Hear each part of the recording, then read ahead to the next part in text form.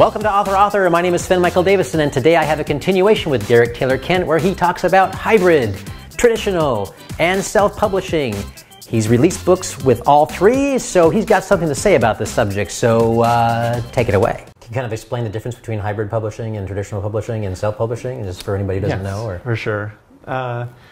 So there's self-publishing, or indie publishing, as we like to call it if you're doing it right, where you're doing everything yourself and you also get to keep 100% of the profits from it. And there's a lot of advantages to that, especially with nowadays where it's getting harder and harder for publishers to make really lucrative enough deals to make it worth your while. So if you're someone who's like really good at marketing, you believe in yourself, believe in your product, and you have the time and effort to put into your books, like I think indie publishing is a great way to go these days.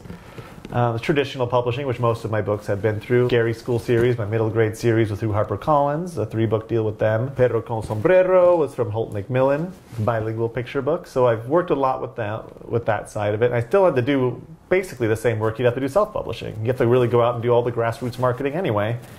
But you're getting pennies on the dollar in return.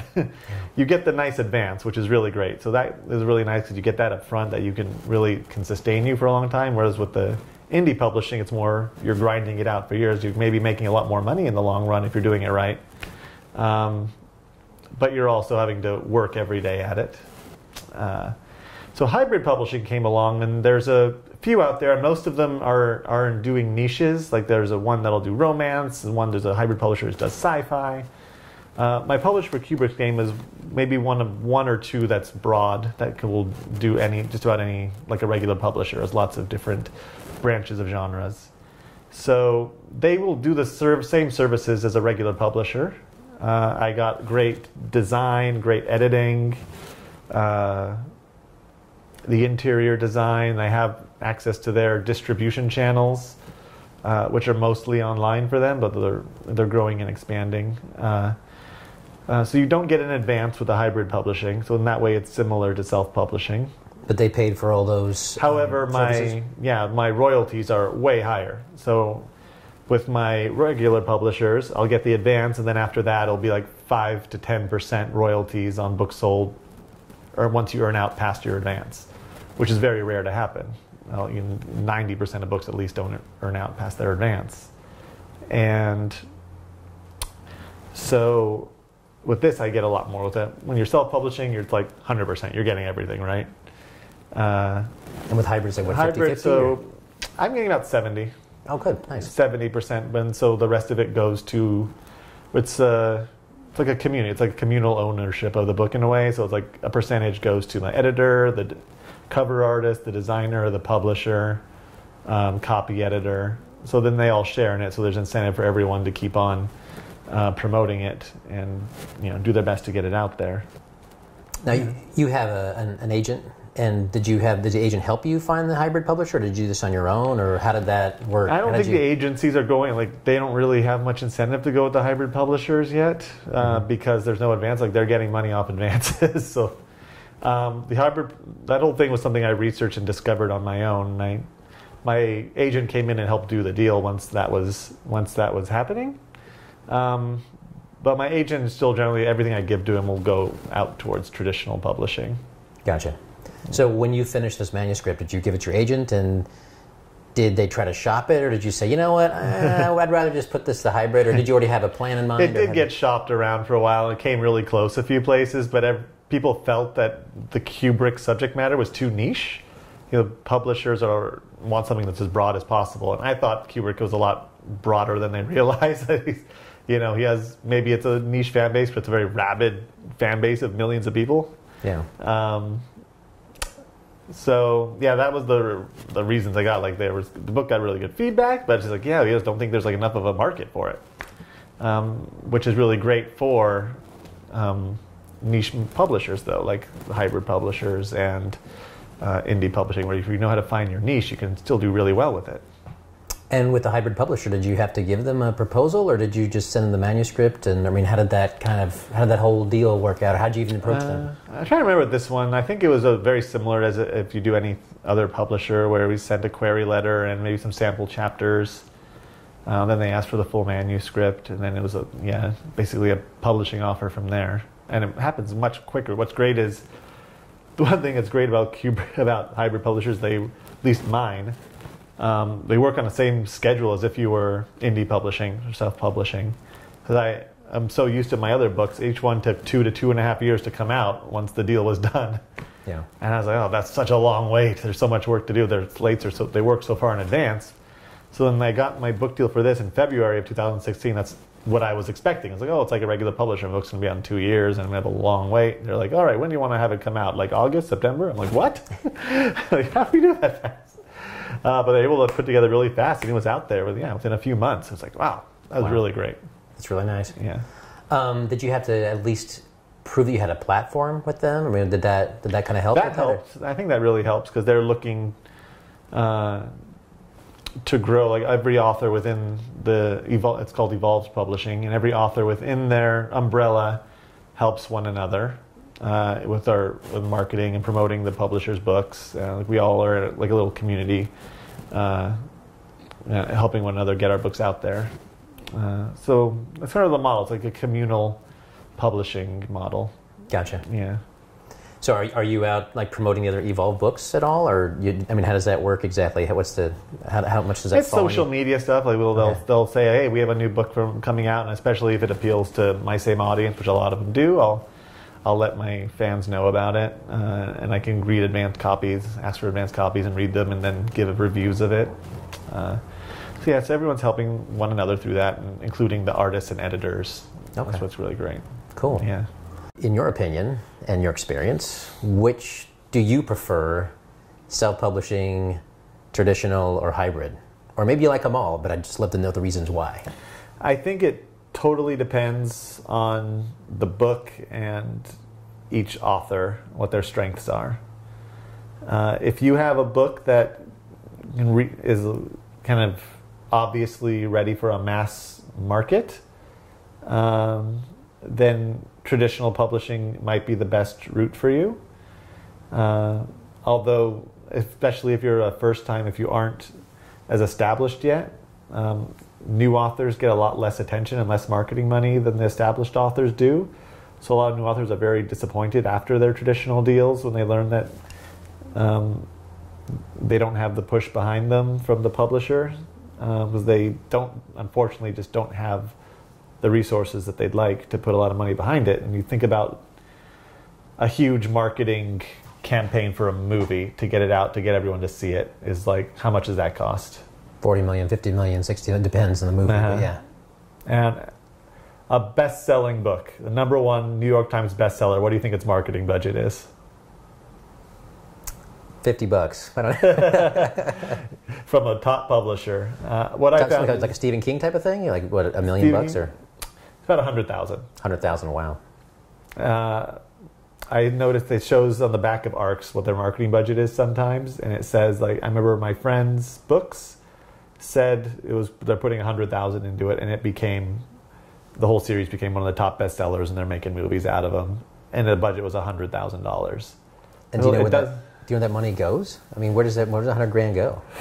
I'm not sure exactly what they do with it. Maybe they take out ads in magazines and trade publications. Or is it more like getting the Oprah Winfrey review, and that's what's going on? Maybe. It's hard to know exactly how they do it. That's like their own magic, I guess. So it kind of doesn't take that much money in order to create like what you'd call like a big opening for a movie or have a big opening for a book. But they have so little of it, like to go around still. Imagine they only have like $1 million to spend on hundreds of books. So they have to really, it's kind of arbitrary maybe. It's like however the marketing department convinces them what has the most potential. So, only a few will get that attention. Right. And the rest, it's kind of like, it's up to the authors to do all the work. That said, you could still get a nice advance that you can live off of for a while from traditional publishers, and which you can use to go in your next book, for writing your next book. It can open a lot of doors, though. Like I said, like having the HarperCollins name behind it did open a lot of doors for them, for marketing possibilities. So if you're not a great marketer, if you don't have the time to do stuff, like that might be something to really push toward, because they will have they have the distribution channels. Like you will get in all the bookstores, but not always. Like Scary School, like I thought was going to have huge stacks in it, every Barnes and Noble in the world, but it turned out that for whatever reason the sales reps weren't able to get it into the Barnes and Nobles, and it wasn't in Barnes and Nobles like I thought it would be. I'd have to go there and like tell them like, hey, my book's out, order it. I'll come in and sign it. Then they'd order it. Oh, wow. Okay. So you're definitely not guaranteed to even get into the bookstores. It's like the bookstores look at all their they get sheets of all the different books and talk to sales reps and then decide. And yours might get left in the dust for no good reason. You know? So it's still a big risk. You'll still have to most likely go out and do a lot of work if you want to get it to sales, whether you're traditional or not. And if you're traditional, you're probably not going to see money past that advance. Whereas with self-publishing, like imagine you had a $10,000 traditional advance on something, and that's pretty much what you're going to make from that book. And you're not really allowed to sell them yourself. You have to like get booksellers to sell it for you. So it's really hard to make money from that. Otherwise, but if you self-publish the same book, and you could do it on a margin where you're making $10 profit per book, you sell 1,000, maybe it takes you a couple of years, but then after that you can make thousands. So like in the long run you can make a lot more money if you're going out there and actively selling and promoting it. So that's a really great thing to do. A lot of authors like Sherry offer mentoring services that teach authors how to do that. So they can go to sherryfink.com and find out about that. But a lot of people come in totally clueless, so it's great to like talk to other authors like us to figure out how we do it, how to create a successful business model with books. That is really, really hard, but it's so important if that's your goal, to be a professional writer as your main job. Yeah. Hybrid publishing, like I think it really worked well for Kubrick's game. I have a lot of I like having the control of self-publishing, but having all the services of a publisher. So that's really been great with that. What's also been great is that I was able to get in charge of the Amazon ads. So the authors for Evolve Publishing get to control Amazon ads, which only publishers have access to. So if I'm I can't go and place an ad on Amazon for Scary School. Right. Only HarperCollins could do that. Where it has like a box on other similar titles that say, if you like this, you'll also like this. Now, for your self-published books, you can't do that either, can you? You can if you have to fill out a whole application, go through a whole process with Amazon to be a publisher and pay a fee through them. So I haven't done it yet for my other self-published books, but I might be able to make it happen. But it's a whole process. Any idea what that fee is? Do you know what the fee is, Sherry? I don't know. Okay. It might be a lot. Gotcha. But I can control those ads, that's been a huge advantage, because I've been able to generate a lot of sales by like creating dozens or probably hundreds of different ads now for Kubrick's game, and like figuring out which ones work and then going with those. It's a really fun science that I like to do.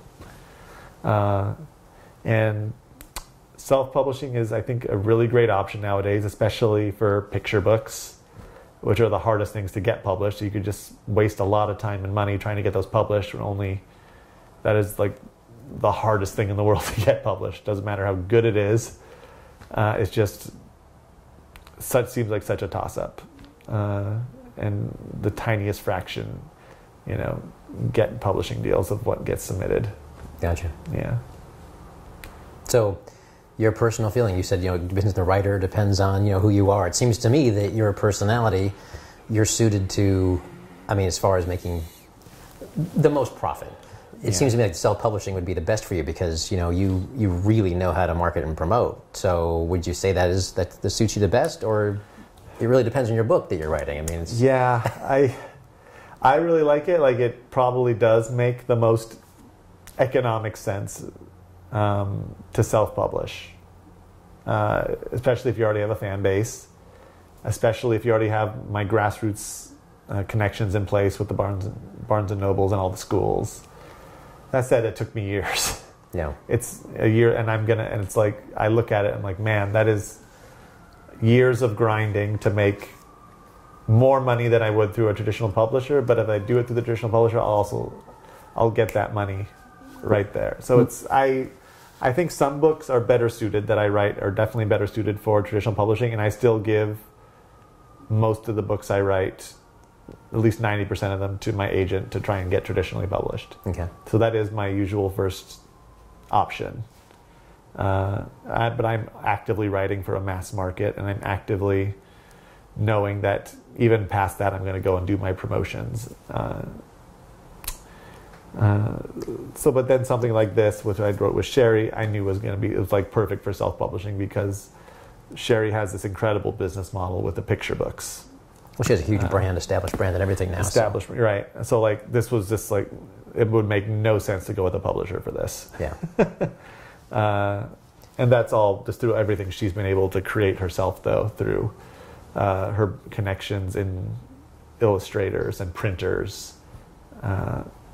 So that's all very important. And so if you don't have that knowledge and that base of knowing what to do, then it won't make as much sense. And actually, going back to you're saying how long it took you to build your platform and build that whole, build your grassroots program. This book came out when? 2011. Okay, so from 2011 till when do you feel like were you building your platform even before then? I mean, how long did it take you? I built the website for Scary School. I had that come out, launch about 6 months before the release. Uh-huh. And my goal was to create like the most fun kids website out there where kids just go and spend hours on it and having fun. So my brand was about, I had the spookiness of Scary School, but like just about humor, like having fun and being funny. So I created a whole account. I created accounts for the characters in the book. Like Derek the Ghost had his own Twitter. Wow. Yeah. You were busy tweeting for all these different accounts and everything? And yeah. Wow. So I was really focused on that for a long time. So I created that whole thing, but like weird thing is like I had like those thousands of fans who then grew up. Yeah. And so I kind of lose them for my books I was writing. If you're writing for this age group that's like, you only have them for a few years, you got to keep going back and reestablishing it with all the kids because like they're not going to be automatically there for you. So it's something that never ends. You have to keep doing it every day, going out to the new kids at the schools, like revisiting the same schools over and over and over and going to the same shows because it's like, the kids, your new readers come of age every day. Yeah. And you're losing them, and then hopefully they'll start reading the other books. There you go. Just got to make fans. So this came out in 2011. Did you go to Barnes & Noble almost like the week it was published, or how soon were you on that? Yeah, I was right on it. I remember.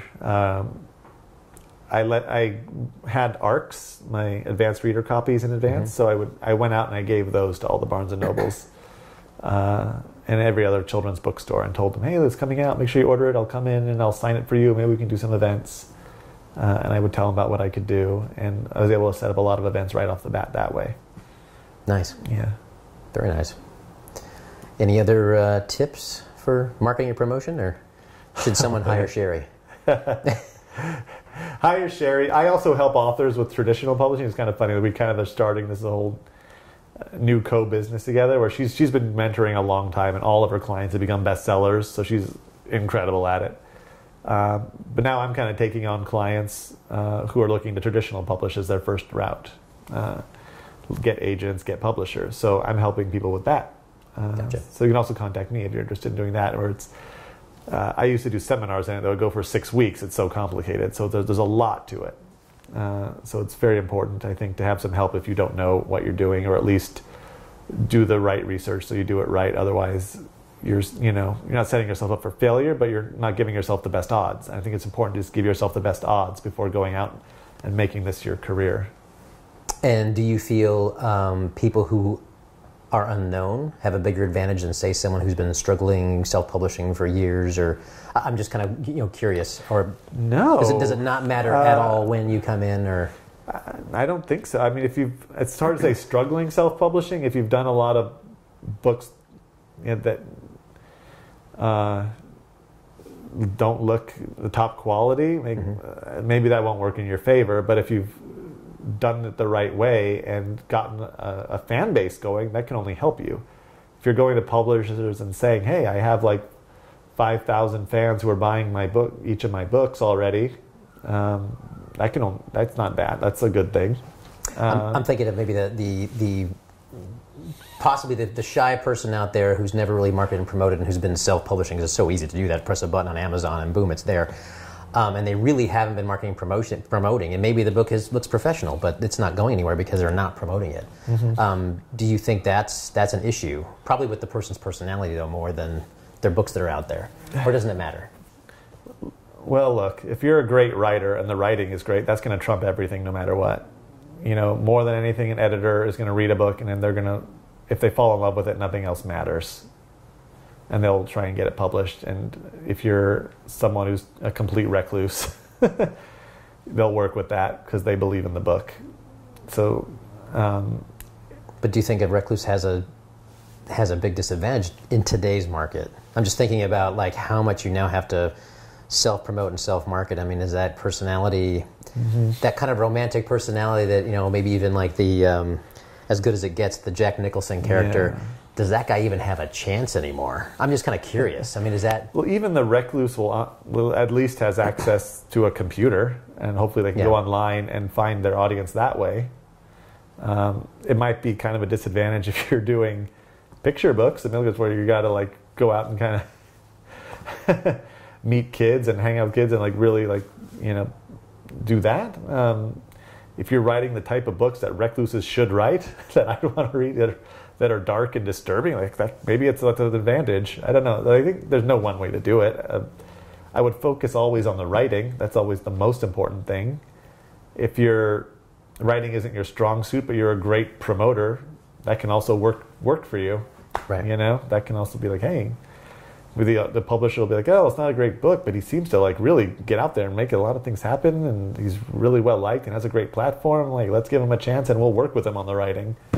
You know, that could easily happen too.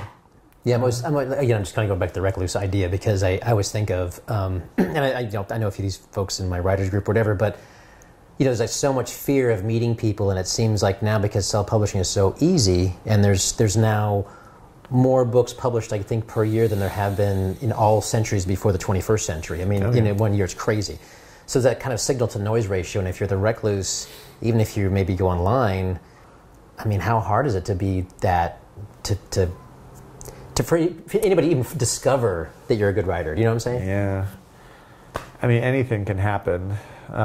It's just, your odds are harder, though. I mean, they're longer odds, I guess. I mean, if you write something great, people will notice it. People will talk about it. They'll tell people about it. Word of mouth is still the best way to sell books. So if you're a recluse who's writing sci-fi and you can get it to a sci-fi readers group, you know, you can reach out to them and they all love it. They'll tell all their friends, and that, you know, you can build that way.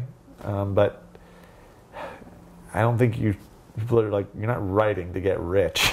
You know, that's just not why anyone should get into this. You're writing because you love it and you have to do it, and hopefully to like bring people enjoyment or improve people's lives or to get kids to love reading. For me, you know what I mean? Like, that's how I'm like measuring. You have to measure it. If you're doing it to get rich, like, you'll never be happy, because then what's rich enough? Yeah. Well, I'm thinking also there's the idea of that the reward is not monetary. The reward is having people actually reading your piece and enjoying it for whatever it is. Yeah. And that to me is what I would think, that's why I write. You're writing because you're reaching out to an audience, and there's an audience that you're resonating with. And so I guess, again, thinking of some certain people, I mean, that whole idea of trying to find that audience to resonate with. But you're saying if you just keep going out to, readers groups or whichever, I mean, that's their best route. There's a lot of different options for everyone to reach your audience. Like, they're out there. If it's important for you to reach them, you can. But if you love writing, then write. You know, just get that writing, and then if you put it out there, like whether it's successful or not, like, you know, that's that shouldn't be like, it doesn't stop someone who's like truly like does it for the passion of it from doing it. Like, I don't know how many people are reading, you know, some of my books. Like, definitely like aren't getting the sales that some of my other ones are. But every once in a while, someone will like read it and love it, and I just be like, that's like its own reward right there. You know, it's like all I need from that. It'll be affected with just one kid's life, who you know, otherwise hated reading before. Now they love it because of this book. You know, there's just so much more to be gained from writing other than, you know, the monetary advantage. We talk a lot about that, but if you're too concerned about that, then you're in it for the wrong reasons. You know, Right. This is an art form. You're doing it for the art of it. And that's, you know, and then everything will probably take care of itself if you're focused mostly more on that. You know. Gotcha. Well, Derek, I appreciate you taking the time to talk, and, you know, thank you very much. And Yeah. for those who don't know, we did this a couple times. So, anyway, Yeah. thank you very much. Thank you so much. And congratulations on your medal and everything else that's going on. Sorry about this. It's very obnoxious. But we couldn't take it off in between. Continuity problems. And you're going to be married at the end of the year, so congratulations on that. Thank you so much. Yeah. It's a puzzle adventure novel similar to Ready Player One, Da Vinci Code. It's about a college film student who discovers a mysterious treasure that Stanley Kubrick seems to have left behind. And the clues to find this treasure are hidden in his movies. So he goes on this daring adventure to try and find this treasure, only to find out there's some other dangerous groups that are also after it. They're worried about what it could be, and no one really is sure what it is. Like a race to the finish to try and solve all the puzzles that'll eventually unearth this mysterious prize. Please subscribe so my dad can make more videos like this. Thank you.